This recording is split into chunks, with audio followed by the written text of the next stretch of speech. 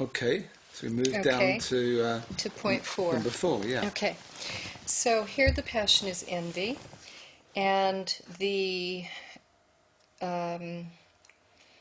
passion of envy is having the felt sense that what others have is better than what I have.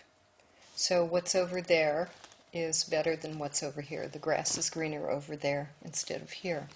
The passion of envy as an emotional state is a very, very painful one, because really it's a self-rejection.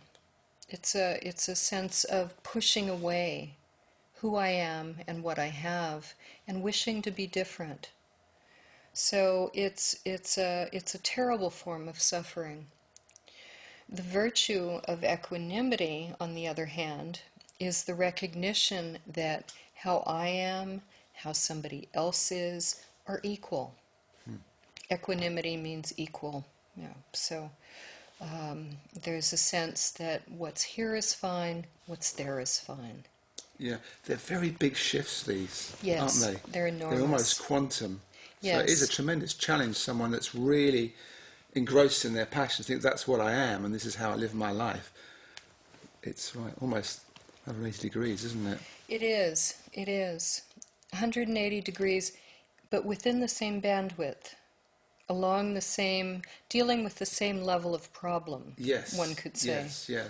So there's a consistency of issue there, if you like, or major issue that you follow. Right. Yes, exactly. Okay, I'm just looking at the time, and we want to make sure we get through all these, okay? All right. Anyone looking at the programme and thinking, oh, they didn't see themselves, because they're all here somewhere.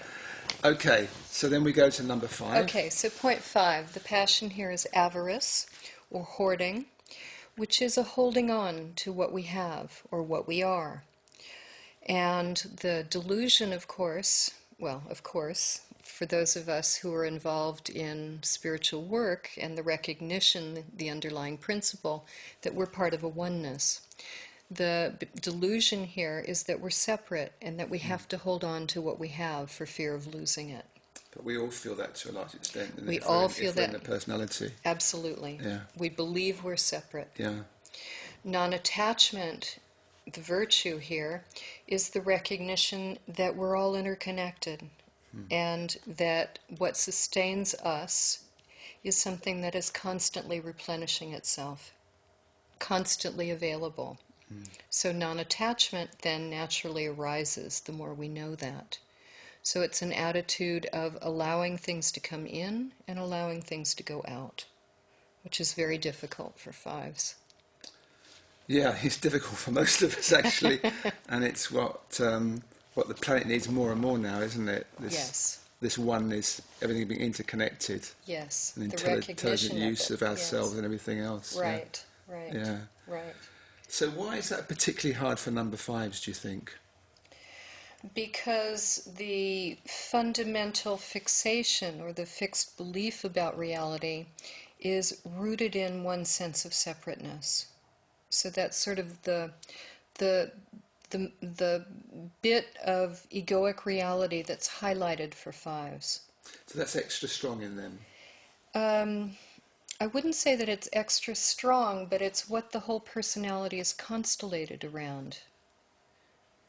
Any of the fixations could be quite strong, but it's a principle that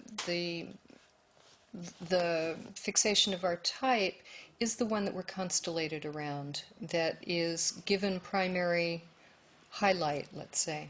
Right. But anyway, we probably should get back to the passions and virtues so that I get through all of them. Okay. Right? So after 5 is number 6. Okay. So the passion here is fear.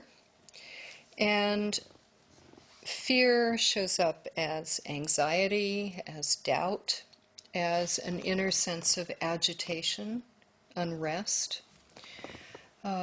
It's a felt sense that is ubiquitous in our modern world, where people feel tremendous survival anxiety, especially now, I'd say, with what's happening in the world.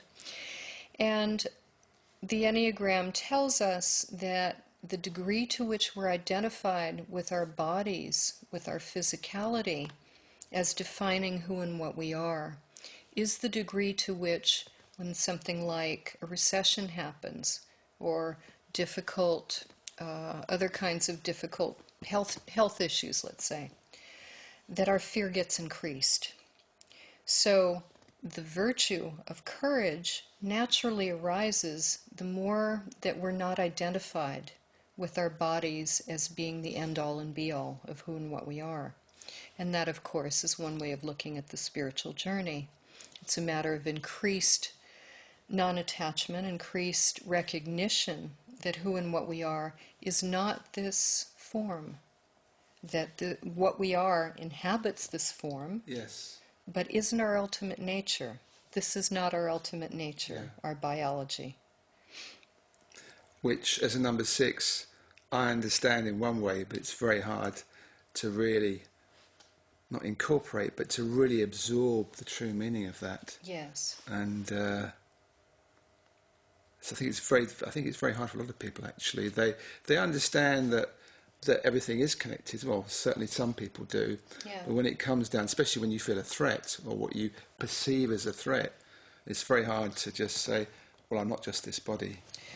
Right. But if you take an orientation when you're experiencing something as a threat, and you begin to question, who is feeling threatened?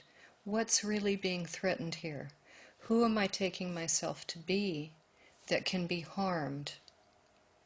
Then we can begin to unpack and unwind our beliefs about who we take ourselves to be.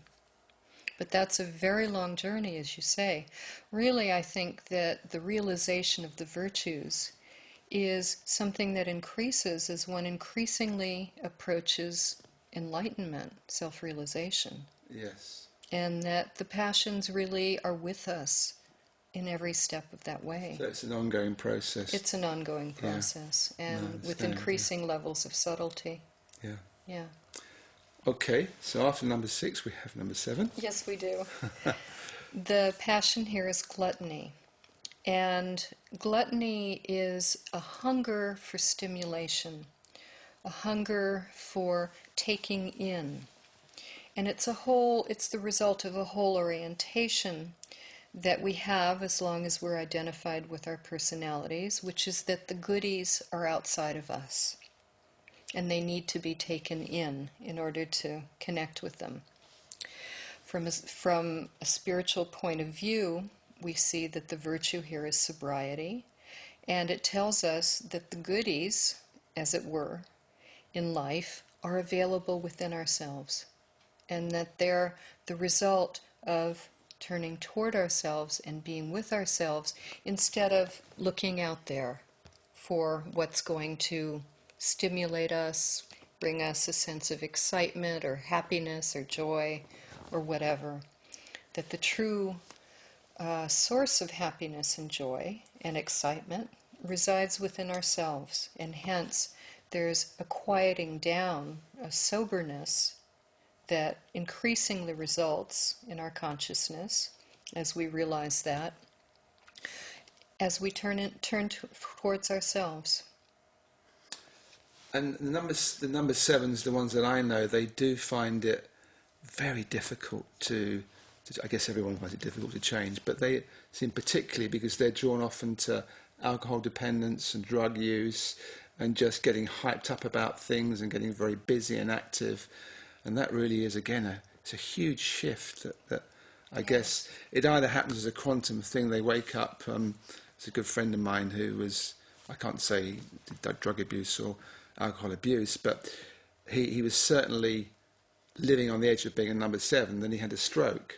And of course, that completely changed his life, and he had to start to rebuild the way his body worked. And he doesn't drink, he doesn't smoke now. He takes life much easier. And it took his body, if you like, to give him the message. Yes. I'm not sure he would have got it otherwise. So I know it is a very difficult thing for a number 7. Yes, it is.